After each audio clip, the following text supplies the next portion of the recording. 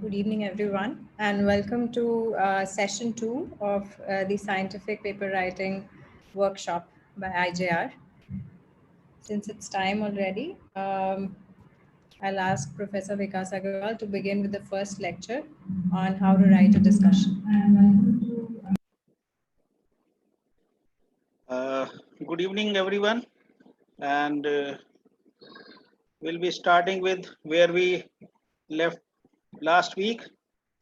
And I think we had already discussed introduction, methods, and results. Just to very quickly recapitulate, introduction is when we identify a problem and the knowledge deficit and the reason why we should be doing this study. In the methods part, we had discussed how do we do a study, what experimental design we need to conduct for answering the question that we have generated at the end of the introduction. Results are something which you can just assume before you start a study, but what you actually get when you apply that experiment. And discussion is perhaps the one of the most important part of the paper, where we discuss what all this means actually. So this is the last major section of the paper, including the conclusion. And you can say that it is the skill in writing the discussion which actually makes or breaks one's paper. If you discuss properly, then you are likely to get your paper accepted in a good journal. And this is the actually the part of the paper where you can put forth your point of view very correctly in the perspective of your experimental design and the hypothesis which you had actually concluded at the last part of the introduction. So we'll briefly say what is the relationship between introduction and discussion. Actually, introduction just introduces the subject, put forth the deficits, and finally end in a hypothesis for which the study is being planned. Whereas discussion should start from the very specific results of the study, summary of the specific results of the study, and then it can go on to discuss those results from being very specific to a general concept and as far as existing literature is concerned. We'll briefly discuss some of these important aspects. So remember that discussion is not the repetition of the introduction. And the whole purpose of discussion is to discuss whether the results which have been obtained by the experimental design that we have conducted, whether they support or they provide newer questions, or they partially support or they do not support at all the research question which was posed at the end of the introduction. So this is an opportunity to emphasize about your hypothesis or certain newer aspects of the study, maybe something which we have not thought of initially, but which has come out as a surprise, but it is important. So those important aspects of the study needs to be discussed in the discussion section. And then lastly, discussion should end in a conclusion that follow from all the results and the discussion part. And in totality, when you provide a take-home message of the study, that is what you conclude as conclusion. So most of the times people are confused what to discuss in the introduction part and what to discuss in the discussion part. This is a very common problem faced by many newer people who are writing the research paper or students when they write their first few papers. So one has to understand that the purpose of introduction is to understand the reviewer or to understand the reader what is the need of conducting the study. Whereas discussion is providing the reader with the interpretation of the results of your study and its implications.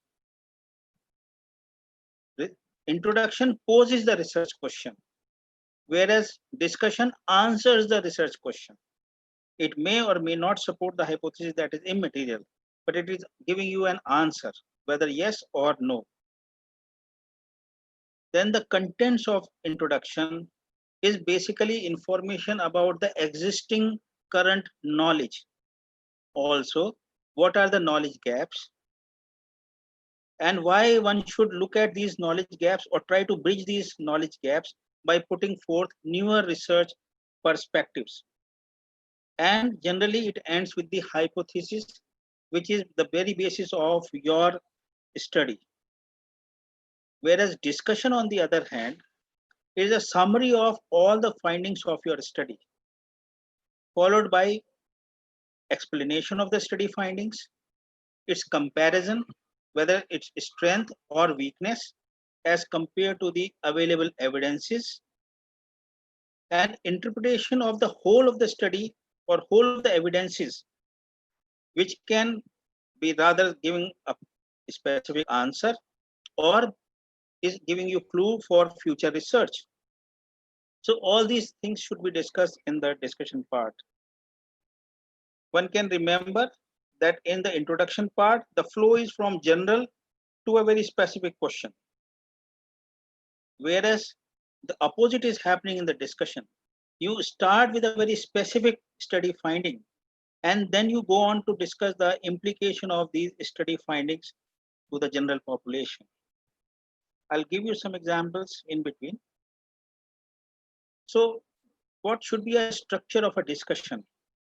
The first paragraph should be a statement of the principal findings, the major finding of your study or your hypothesis, followed by its strength and weaknesses as compared to the existing literature.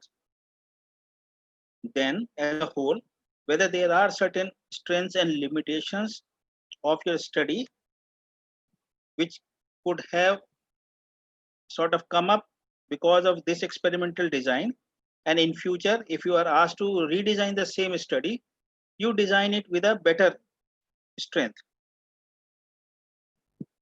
Lastly, you go on to discuss the actual significance of your study, whereby you try to put forth whether it has got some kind of a treatment benefit or some kind of a benefit to the policymakers, or whether it has led to certain newer questions for which future research can be conducted, so that the knowledge is enhanced. As of today, whatever existing knowledge is, you enhance the existing knowledge. So one should remember these 14 steps of writing an effective discussion. First of all, organize the discussion from very specific findings of your study to the general. That should be the basic aim.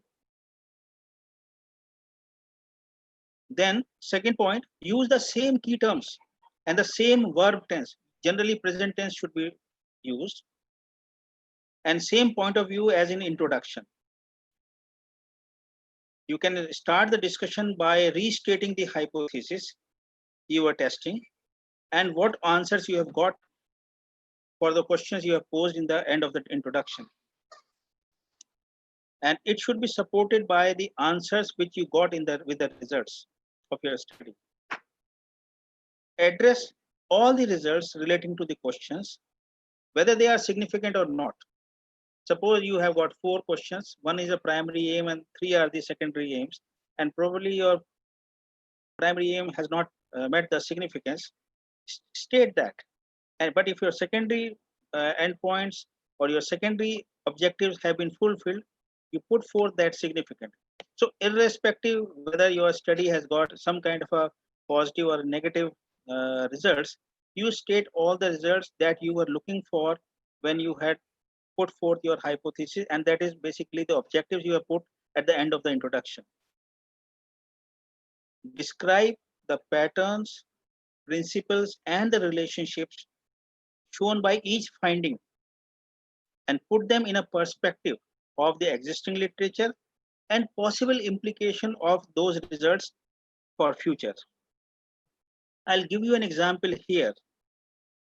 This is a paper which we published in 2010 looking at the efficacy of tadalafil in secondary Raynaud's phenomenon in scleroderma, which was resistant to vasodilator therapy.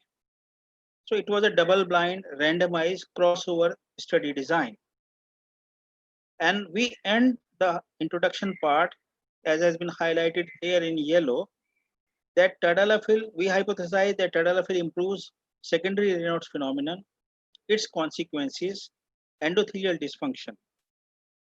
Since there has been no randomized controlled trial on the efficacy of tadalafil in refractory Raynaud's as add-on therapy, therefore we designed this study to assess the efficacy of tadalafil in secondary refractory Raynaud's phenomena. After that, the method section was there.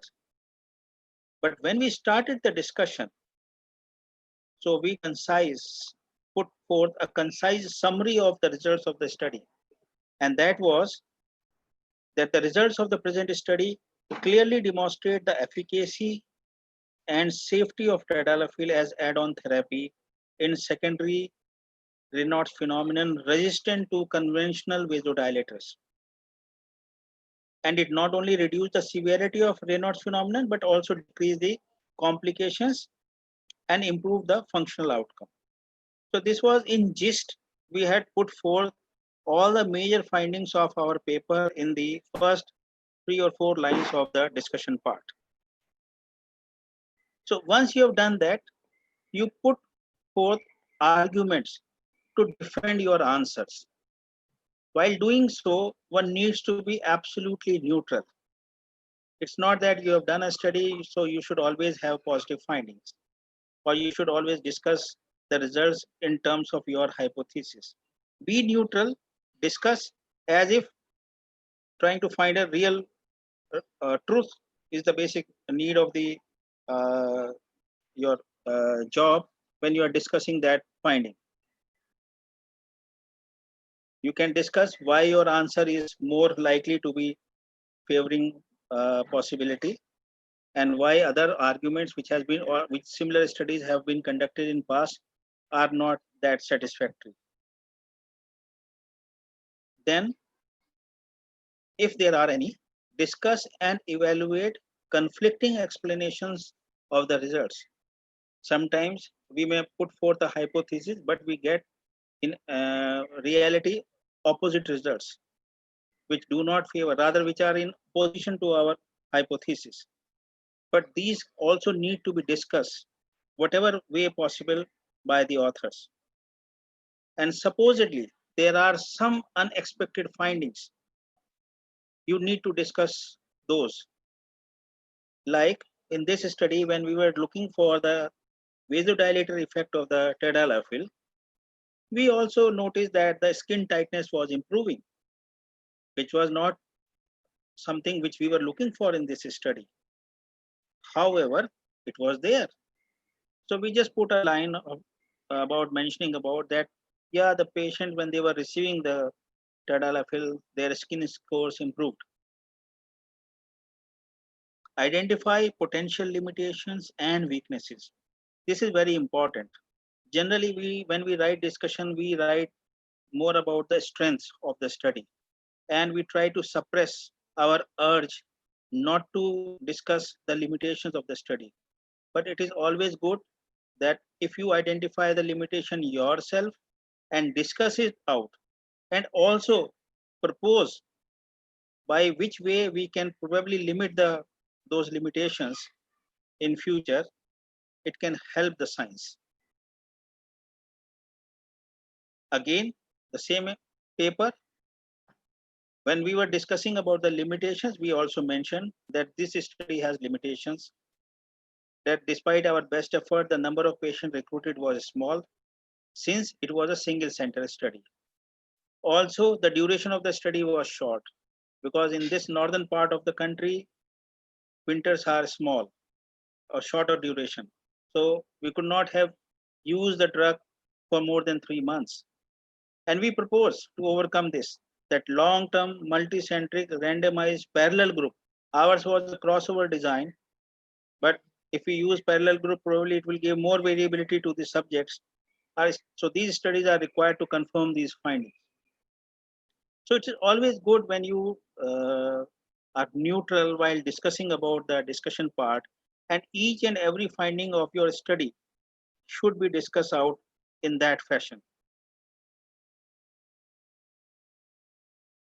Then the 11th point is that you summarize the principal implications of your findings.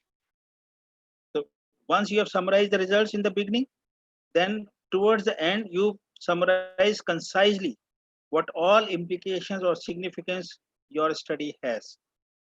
And based on that, you provide, possibly if there is a chance or the study is such that it can give, you can give some kind of a recommendations for future research, you should provide that. Lastly, before you write a conclusion, you should discuss how the results and the conclusions of this study are important and how they are influencing the knowledge and the understanding of the problem. Discuss everything, but be concise, brief, and very specific. So this is just a good way to go about it. That when you are writing a discussion, you should write as per the results. What was your main hypothesis or main objective? Whatever it was, you discuss that in the first paragraph. And when you are discussing that, you need to be discussing about a brief introduction, literature linked to that, and the opinions and the outcome as compared to your study. And same is true for your important results, whether result 1, 2, 3, or 4 or 5 are there, you discuss out results similarly. Lastly, you should plan to write about the limitations and what could have been done in future so that you provide a better answer. There are certain things which needs to be avoided during discussion, and that sometimes we get carried away because we have put in efforts of many weeks, months, or years while doing the study. So we are very passionate about our work, but do not over represent results. Do not speculate too much. Do not overinflate the findings. Don't go on to tangential issues which are not connected to your study and which were not your aim or objectives. Do not conclude conclusions which are not supported by the study data.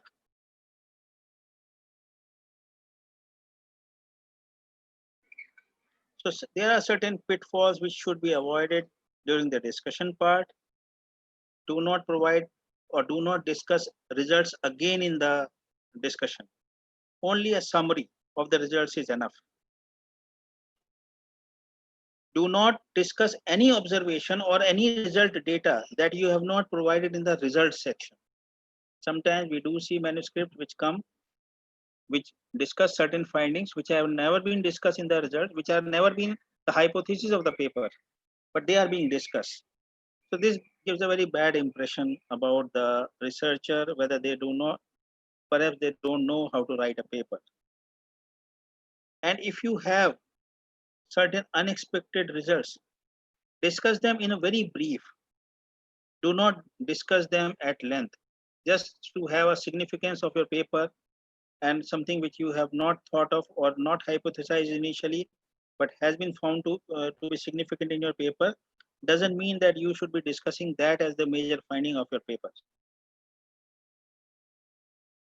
It is always good not to repeat things or sentences or phrases of the studies or in that context which has already been discussed in the introduction part. In the discussion part, you should be very, very focused and discussing about the results of your study compared to the other studies. Do not discuss long arguments, which actually reader loses the focus and will not be able to understand easily. Many times we have seen that some of the researchers or the authors, they start discussing the historical aspects of the finding in the discussion section. It should never be done. All these should, if at all they are significant, they should be discussed in the introduction part, not in the discussion part. Don't try to put your paper as a paper which has got no weaknesses. There cannot be a paper in the world which will not have any limitations. All papers will have strengths as well as weaknesses. So it is always good that you point out the limitations of your study and discuss them accordingly.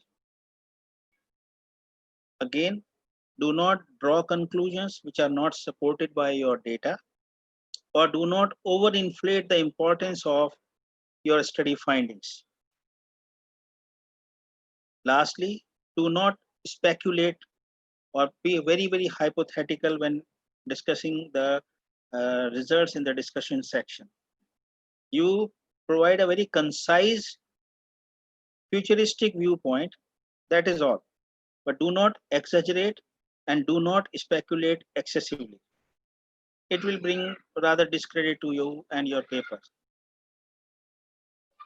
ICMG recommendations can be followed for writing conclusions or the discussion part of the study, that link the conclusions with the goals of your study. Avoid conclusions that are not supported by the data. Dis- Distinguish between clinical and statistical significance.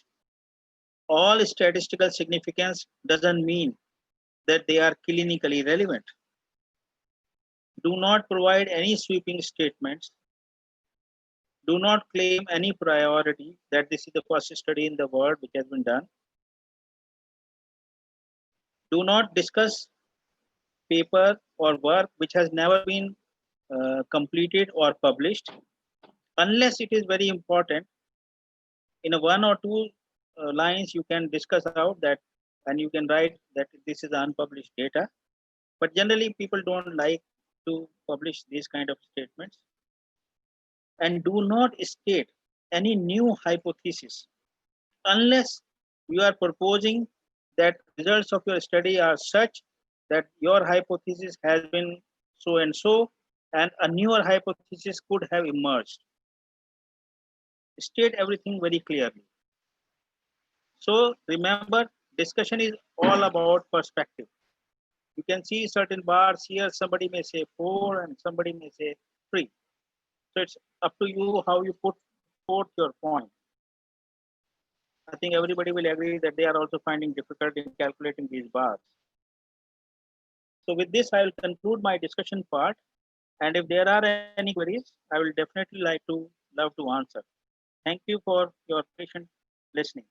Thanks, thanks, thanks a lot.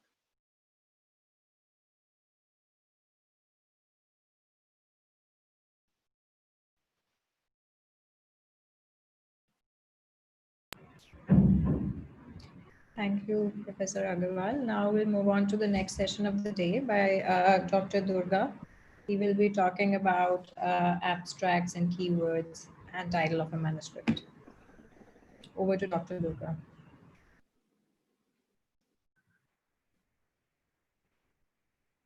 Good evening, colleagues. I'm just starting to share my screen.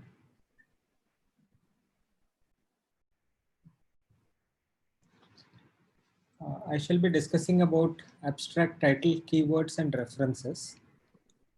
So basically, what I would like to say at the beginning is that the value of a research paper is reflected in the number of citations that it eventually gets. So I think it will be very clear which of these two research papers would be likely to be cited more. The Mona Lisa figure, the original one, or a faded version of the same. So similarly, you must try to present your manuscript in this way rather than this way so that it gets more citations and your research gets its appropriate value.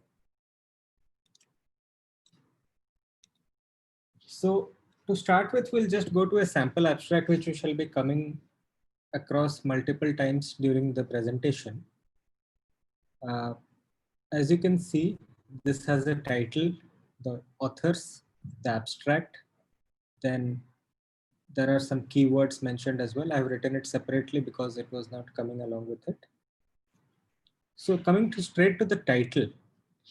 So would you prefer a title that says something like this or something like this?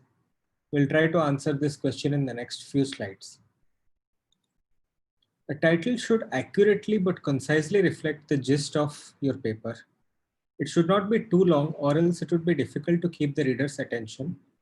And it should be such that a person scanning through the literature should be able to identify your study as relevant. So preferably if you have some important findings, you could possibly include that in the title. An ideal title should be accurate, brief, clear, declarative, engaged, and focused. Accuracy, clarity, and focus, these help to advertise your work in a single sentence as best as possible. And also you need to keep in mind that there are non-human readers for your work, such as search portals like Google Scholar or using PubMed. Therefore, these attributes should help your non-human readers to identify your work. It is best to avoid including abbreviations that are not standard ones, particularly in specialty fields, because people may not identify those abbreviations as related to a particular work. For example, most of you in this presentation would understand what CYC-induced press in SLE is, but somebody who is not a pediatric rheumatologist or who doesn't normally treat patients with lupus might not understand this. So a better title would be a cyclophosphamide-induced posterior reversible encephalopathy syndrome in lupus, a case report, which was actually a title of a case report. Next, we have this title, which I would like all of you to think over a minute. Factors predicting RF in DM, a prospective study.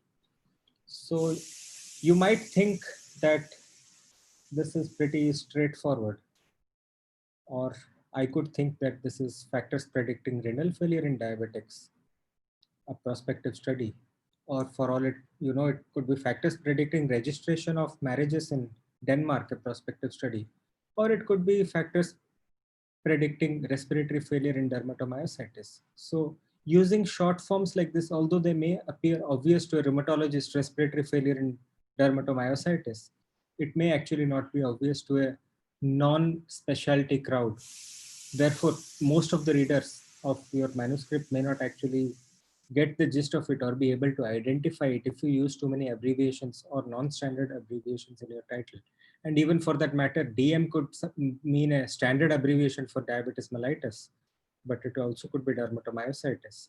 So just need to be careful about using abbreviations in general. Brevity, it is good to avoid unnecessary jargon. For example, this could have been a title, double-blind randomized controlled trial of more than 10,000 patients with coronary artery disease assessing the effectiveness of canakinumab in reducing recurrence of coronary artery events compared to placebo. Or the actual title of the NEJM paper was Anti-Inflammatory Therapy with Canakinumab for Atherosclerotic Disease. This catches the attention and gives you the information required, so it will attract the appropriate readers to read through your paper rather than this kind of a large title which gives too many details. A title may be declarative or non-declarative. Declarative meaning you try to give a gist of your results, or non-declarative, you just try to tell what is important for the reader to understand what is being looked at. For example, it could be something like cyclophosphamide versus placebo in scleroderma-associated interstitial lung disease. Or it could be cyclophosphamide is a wonder drug in scleroderma-associated interstitial lung disease. Obviously, in this case, this is a much more toned down and much more decent title. This is something which is more likely to attract readers than this kind of a title. You must try to engage, you must try to be snappy and to the point and reflect the main results of your work, emphasize the novelty and importance of your findings if you're using a declarative title. Or if you're using a non-declarative title, you must try to give the gist of what you're looking at. Somebody should be able to identify if it is relevant to their research, to their clinical practice. For example, this kind of a title could be considered as verbose, whereas this kind of a title could be considered as not giving enough information, whereas this is a more effective title. Effect of child influenza vaccination on infection rates in communities, a randomized trial. So this is an effective title. It is short, easy to understand, and conveys the important aspects of the research. The abstract is a summary of your work. While submitting a paper for consideration at a journal, at a conference, you would most often only submit the abstract. It should present the gist of your findings while not being too long. And while reviewing a paper, an editor or peer reviewer often read only your abstract at the beginning to give an impression before they decide whether to read the whole of the manuscript. So it's a very important opportunity to impress upon your reader. And you must present enough detail in the abstract to stand alone from the manuscript and make sense for the reader without reading the entire paper. Abstracts could be of various types. They could be structured, like broken down into sections akin to a full paper, or could be unstructured. Often review articles would have unstructured abstracts, except for systematic reviews, which should have structured abstracts. And generally the type of abstract required depends on the requirement of the individual journal. So again, I would like to emphasize here, and I'll come to this point again, read the instructions of a journal carefully. They give you a lot of information, and if you have read your instructions carefully and formatted the paper accordingly, it is likely to give an impression of being professional to the reader of the paper, that is the editor and the reviewer, and therefore to some extent increases the chance of getting your paper into the journal. When to write an abstract is another question that people often ask. You could either write it at the beginning or at the end after completing your manuscript. I personally prefer to write the abstract at the end after completing my manuscript, because by then I know what's important and what's not. But then it's a personal preference. The length of an abstract could vary from journal to journal or from conference to conference. It could be generally between 250 to 350 words. Always check with the instructions of the journal and need to strictly adhere to this. And these limits are generally those that are set by indexing agencies, or else the indexing agency may just cut your abstract abruptly at a particular limit, beyond which it cannot present that data on the website of the indexing agency. A structured abstract would have a background or introduction, very briefly, just a sentence or maximum 2 short sentences. Methods broadly present the methodology, not like the detailed methodology that you would present in a manuscript, and avoid unnecessary detail. For example, in a study of T lymphocyte profile in rheumatoid arthritis, don't write all the antibodies used for the flow cytometry with their manufacturer name and country of origin. Reserve these details for the main manuscript. The results form the bulk of your abstract along with the methods, and definitely address the primary objectives and major or important findings with respect to secondary objectives. You may not be able to provide the entire information, and present statistical comparisons if relevant for the primary objective at least. Conclusion should be 1 or 2 sentences. Present your major findings and the relevance or potential relevance in the broader context of the existing literature. So information which should be ideally available in the methods section of a manuscript is: what was the research design, what was the clinical diagnosis, what was the setting of the study, how the patients were sampled, what was the sample size. But a lot of these details may not actually be required in the abstract. You need to sort out what you want to present in the abstract and what you want to keep in the main paper. Certain details that should not be there in the abstract. Generally abstracts won't have bibliographic references or details about laboratory or other assessments, details about the statistical methods employed and the software used, unless there is a specific reason to provide these details in the abstract itself. Socio-demographic details, unless really relevant to understand the findings. Details about value of a statistical criteria. For example, you could just say here that chi-square p-value less than 0.001 in the abstract. Details you could present in the main manuscript. So the abstract that we had initially seen, this is a modified version of the same. Here it says objective is to evaluate a vasodilator in Raynaud's phenomena. Methods: patients with severe Raynaud's despite being on vasodilators.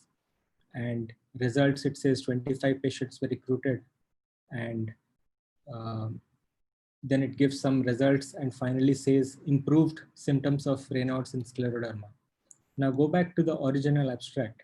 The object was to evaluate the efficacy of tadalafil as an add-on therapy in secondary Raynaud's resistant to vasodilators.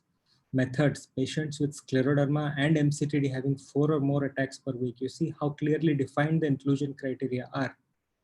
Results: there is much more detail provided.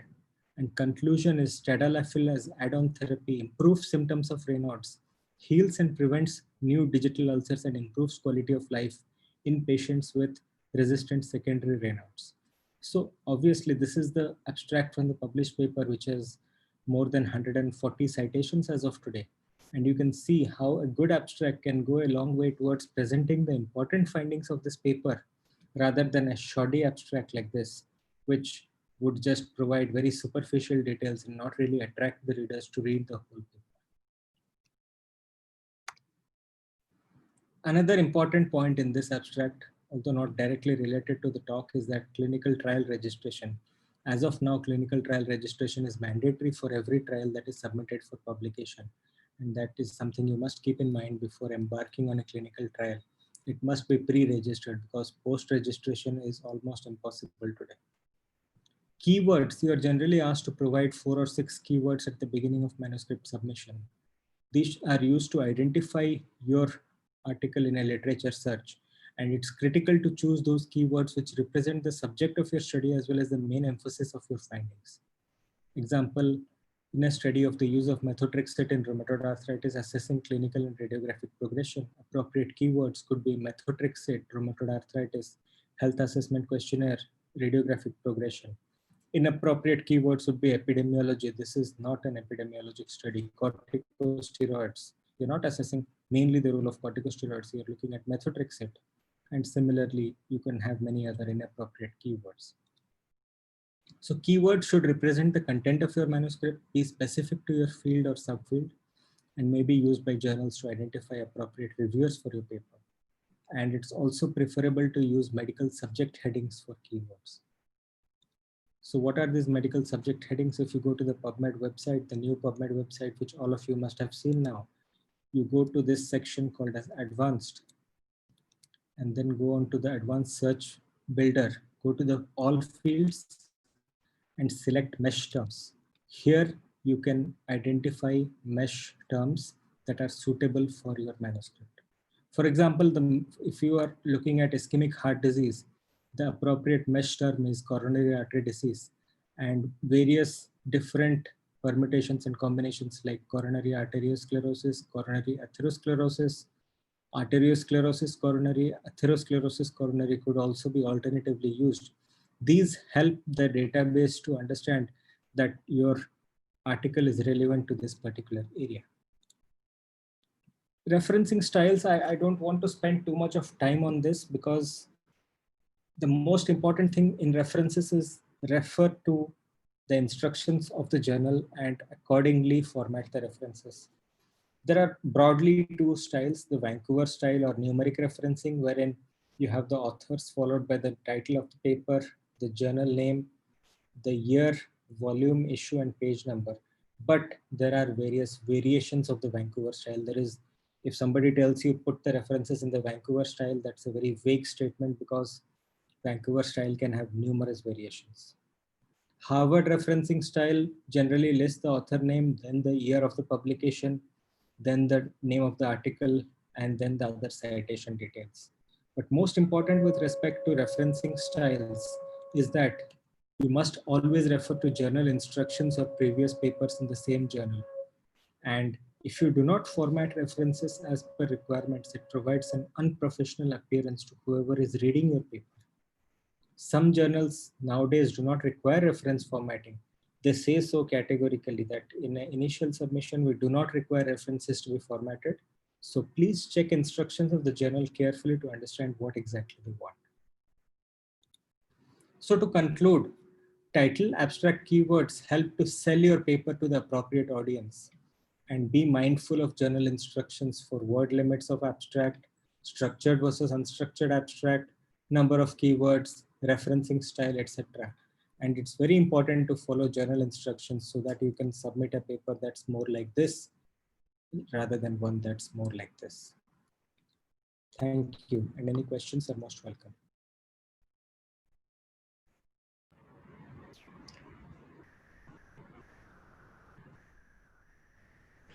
Thank you, Dr. Durga. We will take questions at the end of the session. So coming to choosing target journals, I have no disclosures. So in the current times, the remodeled structure of academia has led us to this changing paradigm where publication is the single most important metric of success. And oftentimes we'll be faced with this question that which is the best journal for our manuscript? So it is extremely critical to find the right journal for timely publication of valuable data. And in this online survey, most researchers said that they submitted their papers to a particular journal because research in their field was usually published in that particular journal, followed by impact factor, which was the second most important determinant of their choice. So indexation was the other most important factor, and it sounds a little funny that the fee for authors or the article processing charge was of minimal consideration in this survey, although it might be of greater importance in this part of the world where research is often not funded. So to substantiate another important fact, let me take you through the story of penicillin. All of us are well familiar with Sir Alexander Fleming and the Nobel Prize for the discovery of penicillin. But what remained globally unnoticed is that the Soviet penicillin was independently synthesized by this lady. And the reason being her works were published exclusively by local Soviet journals. So always determine the impact and the readership of your work. And it is important not to err on either side. Often we err on the side of choosing, getting too ambitious while choosing a journal, while it is also important not to err on the other side. And for novice researchers, it may be important to just browse through the list of journals first. So most of the publishers provide a detailed list by subject area and the list of journals followed, which are stratified by the kind of science that you're practicing. So life sciences followed by the appropriate discipline. But once you're a seasoned researcher or have published 5 to 10 articles, then this may no longer be needed. Although still you might sometimes encounter a situation where you'll have overlap manuscripts. Suppose you're dealing with pain or mental illness in a particular chronic illness like spondyloarthritis. For example, recently I was invited as a reviewer for subjective suffering in patients with low back pain. And I was wondering where did I get on board, because this was a psychology journal. And then on looking at it closer, I learned that this was about subjective suffering in related to illness perceptions and how this mediated the emotional response and had consequences on disability. So clearly they wanted a rheumatologist to evaluate certain aspects of the paper. Sometimes you may collaborate and do interdisciplinary research, which may find applicability and greater utility in journals belonging to different specialities. So similarly, if it is always worthy to stop and ponder and understand if your journal will be, if your paper will be useful for other specialities. For example, if you were talking about muscle disorders, so if you're talking about the inflammatory myositis, then rheumatologists and neurologists would be interested in it. But if you were talking predominantly about the interstitial lung disease, which can occur in these patients, then maybe you need to look at journals from pulmonary medicine. Similarly, if you're talking about rhabdomyolysis or muscle disorders which are drug-induced or occur suddenly, or viral myositis which present acutely to internists, then maybe those journals would be more appropriate. While in the same disorder, if you're looking at the basic sciences aspect like T cells or the immunology of it, then you have to target an immunology journal. So similarly, you also need to look at the type of article. So if you're looking to publish a review, an image, or a meta-analysis, the key dictum is first find out if this particular journal publishes this kind of article. And then What I like to do is look at the frequency with which it publishes these kind of articles. Sometimes you've written a review which you want to go to publish in a good journal. So you have to check, because very few journals will be accepting uninvited reviews.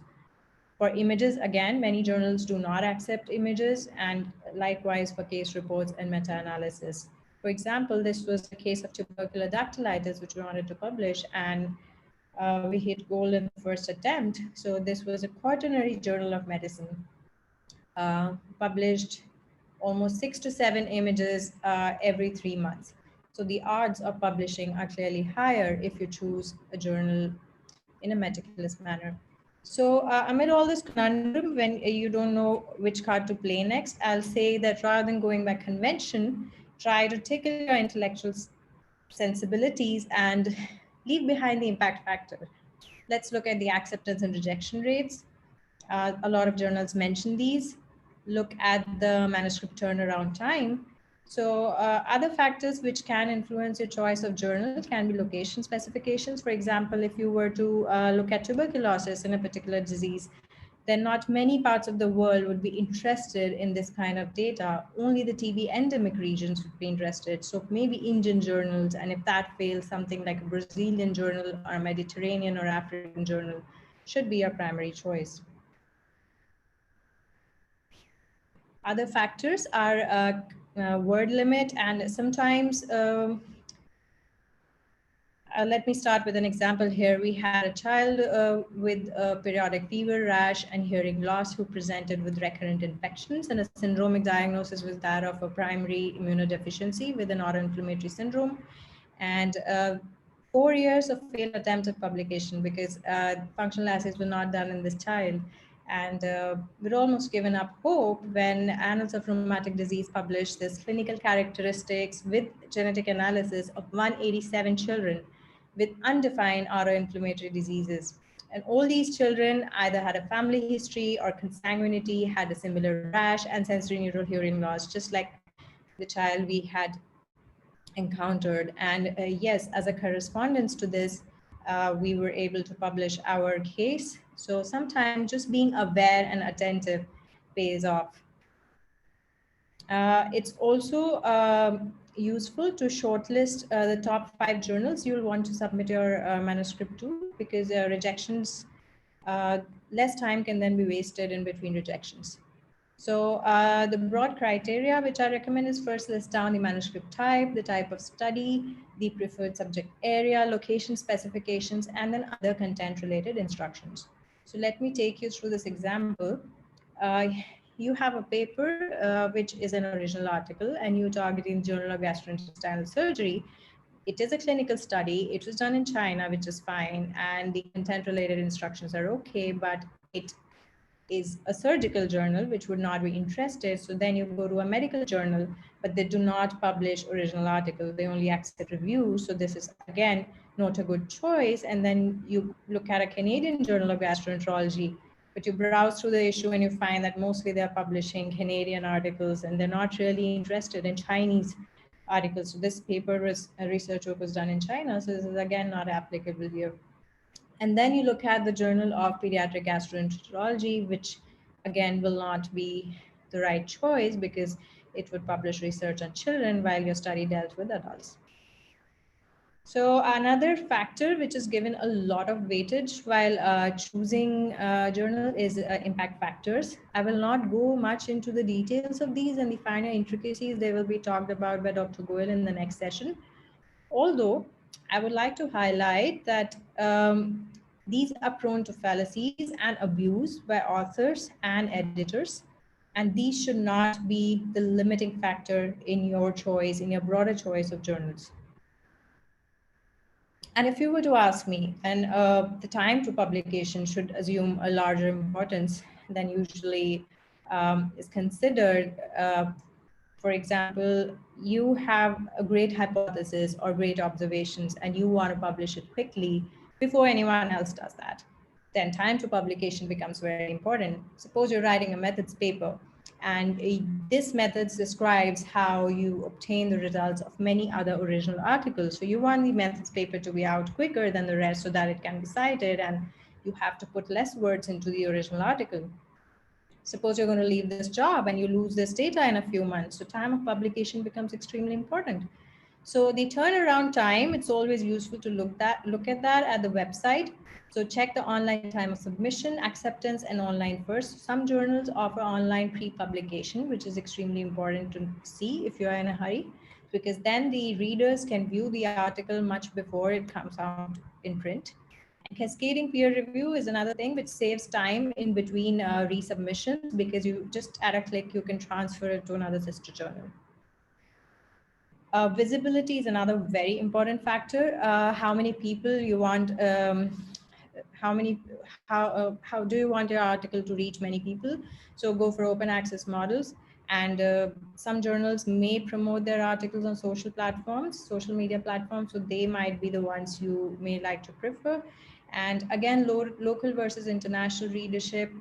For example, if you have an Indian study with local observations or a local methodology, a unique way of doing things which will be applicable locally, then you would want only the local crowd to read it, because the rest would not be so interesting. So that should determine your choice of journal. A brief word about models of publication. Subscription based is where the subscriber pays for access, and copyright rests with the publisher. So not everyone can view these articles for free, while open access is free for all. And of the open access, gold is which provides open access facilities with a fee, but platinum is the best of all, where it is free of charge, yet the articles are free to access. So these are the kind of journals you may like to target in case you want a wider readership for your paper. All said and done, acceptance rate does determine where we submit our research, and it's been proven that submission after rejection. So if there is a rejection, then you're less likely to submit to the same journal, and if there has been an acceptance, then you're more likely to submit to the same journal again. So previous experience counts. And then there's a ping pong approach where you submit and you get the reviewers' comments, you keep trying. Perseverance is the game here. And then hit the bullseye approach where you want your paper to be perfect, make the perfect choice. Although that usually is not the case, but that is another approach. And for those of us who suffer from intellectual laziness, cascading peer review, this may be the choice here, because you don't want to waste the effort of resubmissions and just click and transfer to the sister journal. Another concept I like to familiarize you with is pre-submission inquiries. So for example, we conducted this systematic review of children with rheumatic disorders and the incidence of tuberculosis in them while being on biologics. So you want to target a journal which caters to rheumatology, deals with children, publishes reviews which are unsolicited, and most importantly, it should be without an article processing charge. So sometimes journals allow a pre-submission inquiry where you can write to the editor-in-chief or the in the contact us option, and you can ask them if they would be interested in this research. And if it's in the positive, of course, it will undergo a peer review, but then you know you're targeting a more appropriate journal. And sometimes we are in a soup. We have conducted some research, it's not really our domain. You don't know, you're at a complete loss of thoughts, and happened recently where it can be a extremely difficult task, and then just go to Dr. Google and search, and bingo, you find one journal which has a name pretty similar to your research. And there you go, success. So what I would like to highlight is when in trouble, this is one website you could go to, like Journal Author Name Estimator. It's extremely useful and gives a list of journals, including the status, indexing status, article processing charge, and the impact factor. So those are the three most important things. And then of course you could shortlist the journals, the top 4 or 5, you go to them and you see the turnaround time, and that gives you a good idea. And it is a hidden trial game, and finding the best fit is not easy. So the take home message is find your target audience, determine the impact of the message being delivered. Look at the article processing fee. It's extremely important if your study is not funded. And time is of the essence. Impact factor and others can be determined, but much later on. The idea is not to find the lock with the biggest impact factor, but to find the lock which will best fit your key. Thank you. And we'll take questions at the end of the session.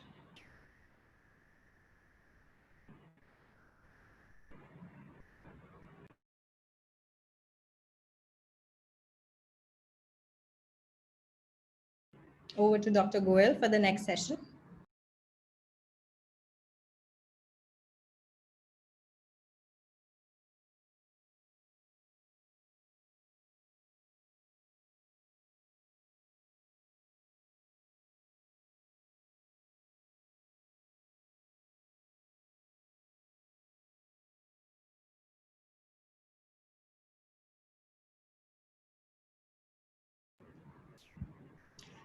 Dr. Goel, you're not audible.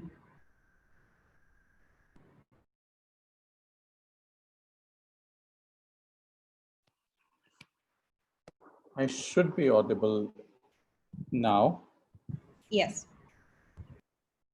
Okay, sorry. So what I was saying is that now that, as Dr. Durga was telling you, you have probably all dressed your papers as Mona Lisa, and you have published in the right journal, as Dr. Latika gave you tips on. But the journal publication scenario has become so confusing that you really want to know which is the real Mona Lisa. Everyone comes dressed in the same clothes, more or less. So for that, we use citation metrics. And let's take you a little bit more into the world of citation metrics in the next 10 to 15 minutes. I would talk basically in this very short presentation on why we need to use citation metrics, who are the different service providers, and what do citation metrics really mean? So why do we need citation metrics? So like I said, everybody comes dressed as a Mona Lisa. The journal publications or the PubMed indexed publications have gone up in the last few decades in disproportionate levels. And these days you find so much information which bombards you and keeps coming your way that it really becomes difficult to distinguish wheat from chaff. And that's where the citation metrics will come and help you. In addition to the growing number of journal articles, disciplines are diverse. You find social sciences cite more and tend to cite more from chapters and books, and they can't compare between disciplines. Also, the type of documents are different. You'll find that the review articles will cite much more. They tend to be cited much more and much more broadly. And non-substantive articles are usually excluded from any citation metrics denominators. For example, meeting reports and editorials are not counted. Also, it depends upon the age of research cited. So if it's an old article, you'll get a higher number of times it is cited.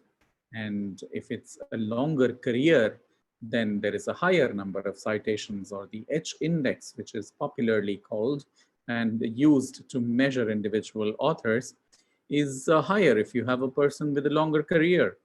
So somebody with an H index of 14, when compared to an H index of 4, may outright on the face of it appear to be a better individual at 14, or a better at the publication game at 14.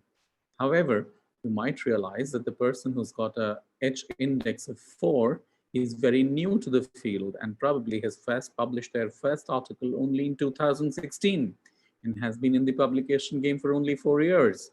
Whereas somebody who's had an H index of 14 has been at the publication game since the year 2000 and has been publishing for 20 years. And suddenly you realize that 14 is not better than 4, actually, when looking at it at a greater depth. So there is a lot of sources of data, and we will take that up in one of the next slides. And so there are so many different citation metrics which are used because each of them is tied to a single database. I'll take it up and make it a little more clearer in one of the next slides. So let's see, who are the service providers? Who gives the citation metrics? Who provides citation metrics? who makes these citation metrics? So there are three service providers that I have listed here. One is the Clarivate Analytics. They recently bought the Thomson Reuters, and they have the database, which is the Web of Science, which looks at 13,000 journals. Now, if that was not impressive, we have Scopus. That's a service run by Elsevier, and which looks at 22,000 journals. And then, of course, we have Google. How could Google be left behind? We have Google Scholar, which provides almost real-time data. So Web of Science provides the impact factors of 5-year impact factors, which are published in annual journal citation reports. They give the impact factor, they give the eigenfactor, and they give the immediacy index. We also have Scopus. Scopus gives the SJR.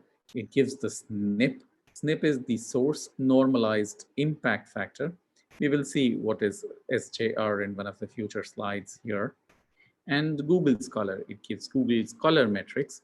It gives something like the H5 index or the I10 index. No, not I10 the car, but yes, I10 index. And it's based on a continually changing data set. So you realize there are three different kinds of service providers, largely. One is linked to the Web of Science. Elsevier service is linked to the Scopus database, and Google Scholar is linked to the Google Scholar or the Google database. So depending upon which database you are linked to, your citation metrics are going to be so different from each other, although you might be looking at the same measurement or the same parameter.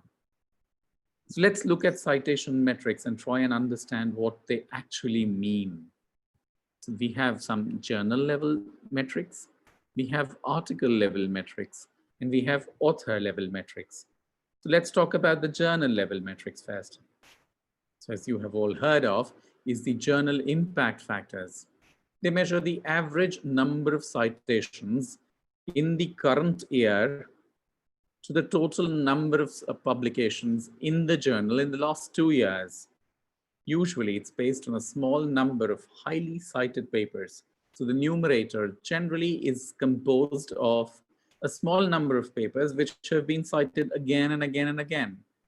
It's often misinterpreted as the measure of journal quality or article quality, and it cannot be used to determine the impact of an article. For example, let's say Nature, one of the best journals in science and literature, has got an impact factor of 38. But when you look at individual articles, you find that most of the articles are cited only 10 to 20 times. Whereas there's a journal PLOS with an impact factor of 7, that's the Public Library of Science, and you'll find there are many articles which are cited 0 to 5 times. So it does not translate really into the article impact or the article impact factor. Impact factor or the journal impact factor that we were talking about is given by the Clarivate Analytics, is linked to the Web of Science, and it gives the average number of times an articles from the 2 years time frame is cited in the given particular year, and citations are captured, as I said, in the Web of Science database. How do you calculate it? The numerator A is calculated by the number of times an article which is published, let's say in 2017 and 18, were cited in the indexed journals during 2019.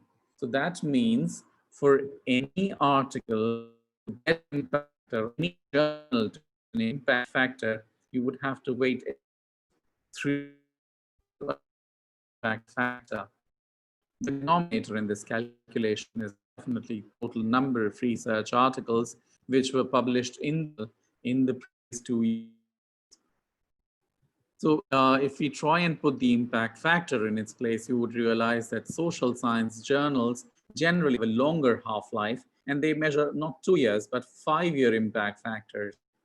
And you will find that several high-quality journals do not even have an impact factor. So there are several important questions here to address, that it's usually a small number of influential articles which gather more and more citations, which will boost up the numerator and skew the averages. A lot of people do a self-citation. They keep on citing their own article, and this leads to an increased numerator again, which is fallacious and skews the number. So it also does not cover if a journal has recently increased in size and has started publishing more and more papers, then impact factor does not really cover it. And then many review articles which are highly cited, as we said before, would have a greater impact factor, which will push the impact factor higher. So if a journal is publishing only review articles, then it will have a higher impact factor. Whereas if a journal is publishing only research articles, then it might have a lower impact factor. So impact factor, although well talked about and much used, may not be the appropriate metric when you are trying to identify a particular journal.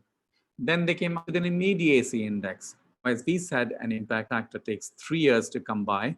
So sometimes you want to get it faster, and that's when you get the immediacy index. They came up with the eigenfactor score. So it's based on a 5-year publication framework, and it uses weighted citations. So it gives more weight to articles which are cited in better journals and less weight to articles which are cited in less important journals. And that's how an eigenfactor score is calculated. So the factors which we were talking about so far were by the Clarivate Analytics linked to the Web of Science database. And as we talked out earlier, there's the Scopus database, which is maintained by Elsevier. And they come up with a CITE score, a Scimago journal rank, which is also the SJR, which I was talking about. And it weighs citations according to the rank of citation journal, like the eigenfactor score. And then there is the SNP, the source normalized impact per paper. This was brought up to review or to negate the effect of a particular discipline, like the social sciences articles have a higher chance of being cited and they will push up the impact factors. So SNP weighs and normalizes the data based upon the field or the subject area which is being studied or used. We talked about the Scimago journal rank and the SNP. Then there are the Google Scholar metrics, and they can be used to identify the most heavily cited articles in a specific publication. We'll talk more about the Google citation metrics. So these we were talking about are the journal specific metrics. And let's talk a little bit about the article level metrics also. The article level metrics usually talk about how often the article is cited in other articles, books, or other sources, such as the thesis. And again, they often depend upon the discipline, the number of people working in the area, the type of article, and the length of title. So as we said, social sciences have got a higher chance of getting cited.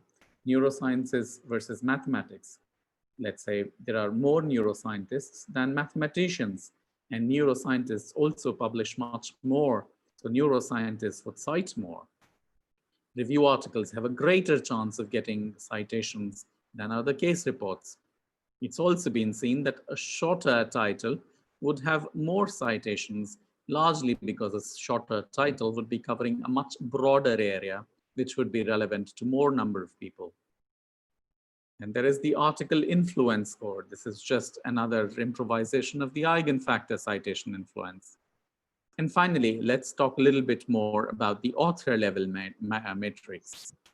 The author level metrics are usually talking about the average citation count per article. And for this, we have the H index, the G index, and the I index. Let's talk a little bit more about them. The H index was first given by Hirsch, and it's designed to evaluate individual authors. If you have the list of papers of an individual author and the number of times each was cited, then you just put them in a descending order of citations. So the article which was cited most goes on top, and the article which was cited least goes at the bottom. And then you see where is the intersection. So if the number of papers N or H have been cited at least H times or N times, then that becomes the H index. If the author has 4 papers which have been cited at least 4 times, then the number is 4. The H index is 4.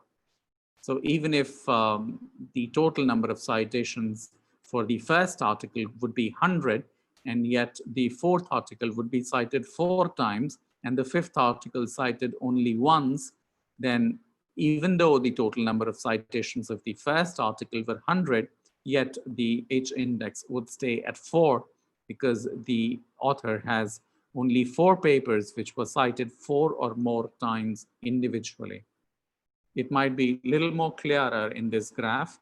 And I know it's a difficult topic to comprehend. And frankly telling you, I did not even know my H number or H index till I was really forced to look at it for a presentation. Otherwise, these metrics become really, really confusing.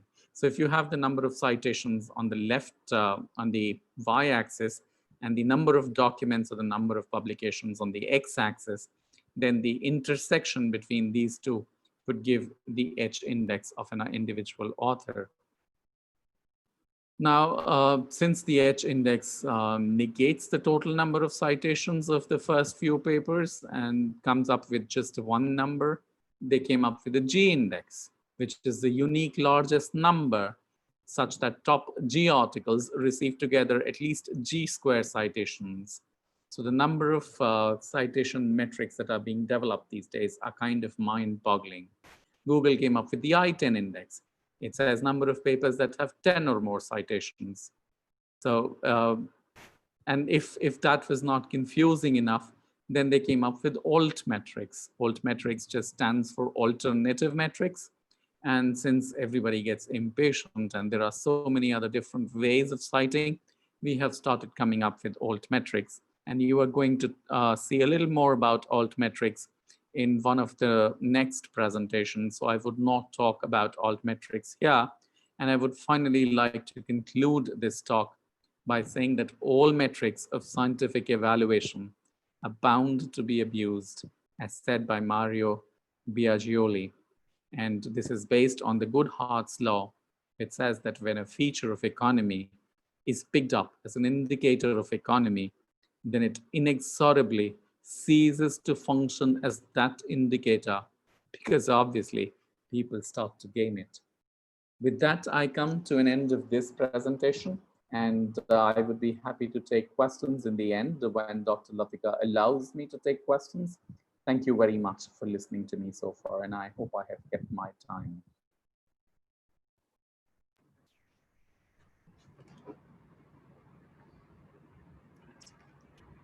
Thank you, Dr. Goel, for the very informative session. We will now come to the last lecture of today. Dr. Durga will be talking about researcher profiles.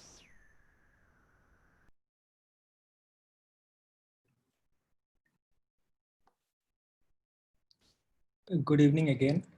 I'm just starting to share my screen. So I shall briefly introduce the concept of researcher and author profiles, so that probably at the end of the session, each one of you can make your own profiles to track your publications, their citations, and the like. So we shall briefly look at what researcher and author profiles are, what are metrics in the context of researcher author profiles, and then conclude. So publication is the first step. As Dr. Goel said, that after publication, what happens is very important and often ignored, because identification and appropriate attribution of credit to an author is important. Citations reflect the value of one's work, and how does one contribute? How can you quantitate your contribution to science? Bibliographic databases provide a platform where suitable journals can be identified by prospective authors, as well as enable searching to identify appropriate scientific content. So researcher and author profiles are the first step to this. The same author may be attributed using different names in different publications. For example, John Herbert Smith may be J. H. Smith, John H. Smith, John Herbert together Smith, or J. Smith. And certain names may be very common. For example, John is quite a common name in the West. So how can an author ensure that all such publications listed with slightly different names are appropriately accredited to themselves. Here, researcher and author profiles are useful, and databases and search engines like PubMed, Scopus, Google Scholar, etc. They help in creating such collated profiles. And another important development in this context is ORCID and researcher ID. Also, you can have profiles on social media sites for researchers like ResearchGate or academia.edu. So they help properly attribute authorship credit. That is, authorship disambiguation is another terminology that's used to describe this. Verify the credentials of a potential reviewer or editor for a journal. For example, if say somebody is listed by your name as the author of a paper, and the editor or reviewer of a journal wants to know whether this person is authentic, if it is linked to a researcher or author ID, then they can go and see your profile and see that you have been working in this particular field. And therefore, your research is more likely to be authentic than somebody who's researching this for the first time. And also improve the visibility of one's research output and boost its impact. So what are the features of an optimal researcher author profile? It should be freely available and should be able to be made without any charges, should have unique author identifiers, preferably have user photographs and facility to include video materials, should have bibliographic notes, keywords so that people can identify what areas you're working on, records of published items, peer reviewer activities, contributions at professional meetings, integration with multidisciplinary and specialist bibliographic databases, uh, provide facilities for integrating with social network sites, archive scholarly articles for open access, provide updates on citations and on alternative metrics like alt metrics, as Dr. Goel was telling about, validation tools for profiling, uploading quality articles and verifying copyrights and filtering potentially damaging information, and privacy tools for securing online profiling, commenting, and sharing messages. This is facilitated by sites such as ResearchGate and academia.edu, which also serve as kind of social media sites for researchers. So you can use these various websites for creating scholarly profiles. You can create researcher ID at this website. Google Scholar, just go to Google Scholar and you can create your own account. ORCID is a freely available open researcher and contributor ID, helps attribute appropriately your work, provided you link it to the ORCID ID. And there are various others as well, like Kudos and Science Open. Publons is an important initiative for peer reviewers. Conventionally, peer reviewers did the work in the background. Nobody knew that somebody was serving as a peer reviewer and doing so much of work in the background, because generally peer reviewers are neither mentioned in articles nor do they get to list their reviewer credentials in a verified manner. Publons is very important in that all of you who are peer reviewing should create a Publons account so that you can link all your reviews to Publons, and you can at a later date you can aggregate all those reviews and attach it in your promotion interview, during your job interviews and the like, so that you can get credit for all your reviews, and these reviews can be verified by editors so that people know that you've actually reviewed for a journal. ResearchGate is another commonly used website. It's more of a social networking website, and you can share and discuss about publications. So also academia.edu. Mendeley is an important reference management tool. It's linked to Zotero, and Mendeley also provides the facility for bookmarking articles. And these can be accessed by other people who are using Mendeley. So different author IDs are Scopus author identifiers. Scopus is a database that is provided by Elsevier and contains a lot of journals whose quality measures are assured, and these are repeatedly reviewed at intervals to ensure that journals are up to date with their standards if they are continuing to be listed on Scopus. Researcher ID is used by the Web of Science, which is another such database which dynamically reviews journals for indexing and keeps those journals that continue to maintain the good journal profile. And this again relies on author self-identification. I shall take you through PubMed, which is a site that most of us in India use, and you can create your own bibliography or even your Science CV profile through your PubMed account. Google Scholar is another important freely available tool that I would suggest that all of you should have your Google Scholar account so that you can track your articles and your citations. ResearchGate, many of you must be using. It is also a very useful tool for creating an author ID, and also particularly helps you get publications that may not otherwise be accessible, in the sense that you can contact the authors directly through ResearchGate and they can send them your papers so that you can access it even if you don't have access through your institution or hospital. And similarly, academia.edu also plays an important role in this manner, akin to ResearchGate. So Publons is a peer reviewer profile. Initially was a startup, now bought by Clarivate Analytics, the same company that gives you the journal impact factor from the journal citation reports. It provides a platform for listing peer review activities. Authors can also manually add their peer review activity or send an email with their peer review receipt so that the Publons automatically adds it to their account, which is linked to the email. And many journals now automatically upload the reviewer information with your permission to Publons, to link to your Publons profile so that your reviewer credits can be appropriately provided. And reviews can be kept closed or open depending on your preference and depending on journal preferences. It's important to understand not to violate journal review policies. If a journal has blind review, then do not reveal your identity. You can download a peer review report from Publons, attach it to your job interview attachment, and editors can also search Publons based on subject areas to identify potential reviewers. So it's an important tool for editors as well. ORCID is the open researcher and contributor ID and can be created by the authors and linked to their publications. And ORCID and Publons can be integrated with each other. And you can also provide a list of keywords and biographical sketches. And it provides a means of collating all your publications linked to your ORCID ID. So how do we create a PubMed profile? If you go to the PubMed webpage as of today, here, as you can see in this corner, you have an option to log in.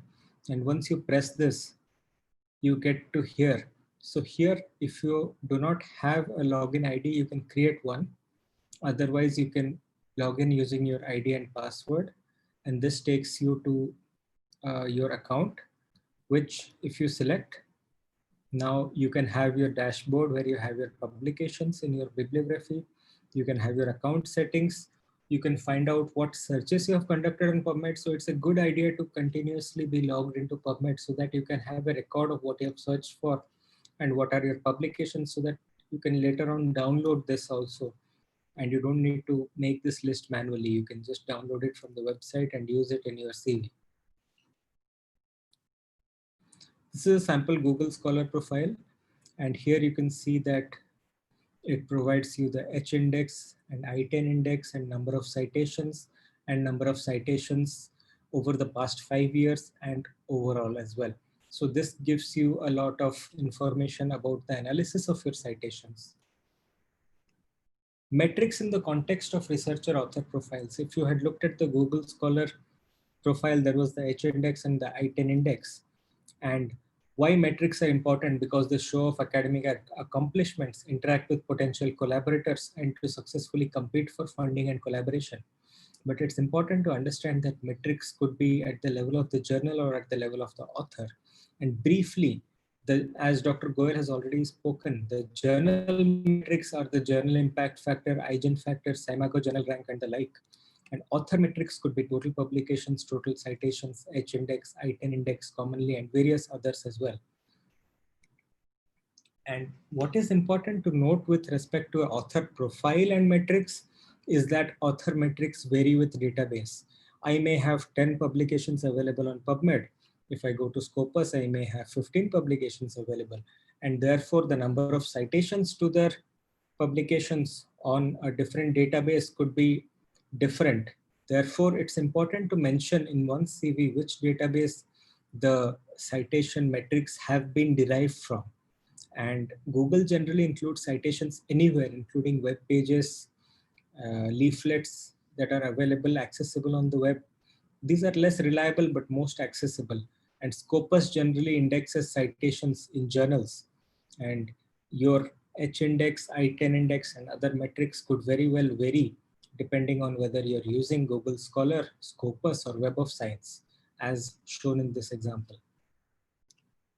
So to conclude, creating and using an ORCID ID is preferable for all stakeholders in scientific publishing, and the impact factor is just another journal metric often misused, and H-index, I-10 index are author metrics. Medline, Scopus, Web of Science are reputable databases, and you can create your own profile on that, and you can access your details using these websites. Thank you.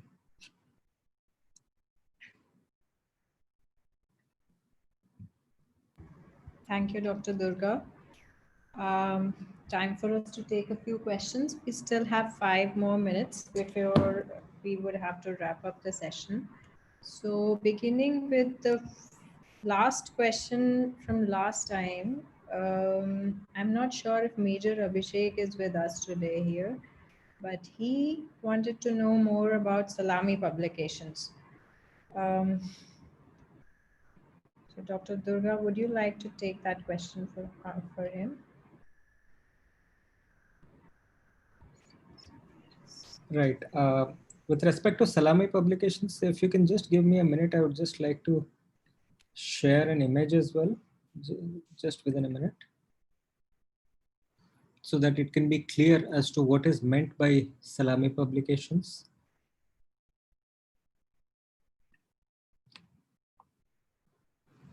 So shall I just start sharing my screen? Yes, I think you have the host rights. Yeah. Yeah. So can everybody see this image? Can you see this image, Dr. Latika? Yes, I can. Yes. So what happens is you have a manuscript like this. Let's say it's composed of 7 different parts. By Salami slicing it means that if you're able to actually logically fit this manuscript into one single manuscript, but you instead choose to make it into 7 different manuscripts, that is what is called as Salami slicing. There may be certain situations in which Salami slicing is acceptable, or it's not called as Salami slicing, in the sense that, for example, if you have a study, say, on rheumatoid arthritis, you have looked at a cohort of patients with rheumatoid arthritis and you have looked at their radiographic outcomes over a period of 5 years. And at the same time, you have also looked at some biochemical parameters that assess cardiovascular risk. And you are looking at cardiovascular risk in this same cohort over the coming 5 years. These are 2 different aspects. One is radiographic progression, other is cardiovascular risk. And you could very well present this as 2 separate distinct manuscripts. But let's say if you're looking at radiographic progression in a cohort of patients with rheumatoid arthritis, and in that cohort, you have done a series of cytokines at baseline and you're looking at the prediction of radiographic progression. You're looking at prediction of radiographic progression with clinical features, and you make this into 2 separate manuscripts. It doesn't really make much sense because they're essentially looking at the same aspect, but through you are trying to split it into 2 papers so that it becomes more number of publications when it could easily be fit into one. So this is what is called as Salami slicing, and this is discouraged even by the International Committee of Medical Journal editors. Particularly young authors may be susceptible to this because they have this temptation of increasing the number of publications, but this should be discouraged.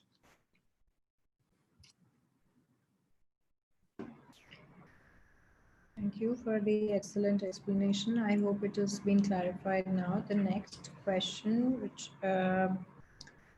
we have, is from Dr. Anand Rao on how to use bibliography software.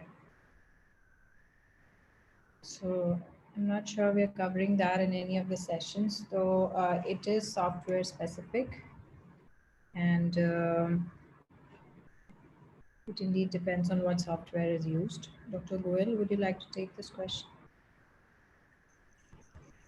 So there are several reference manager softwares which are available. And you could use any one of the free softwares which are available, such as Mendeley and Refman or Zotero. But one of the best softwares which is available is paid and is enabled by IGR.